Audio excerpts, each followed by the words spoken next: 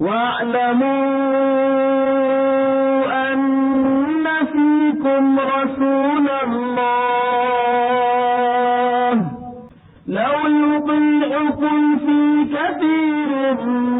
من الأمر لعنتم ولكن الله حبب إليكم الإيمان وزينه في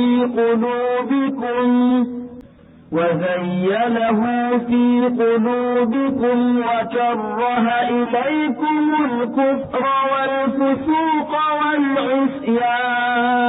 والعصيان أولئك هم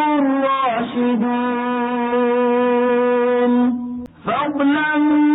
من الله ونعمه والله عليم حكيم.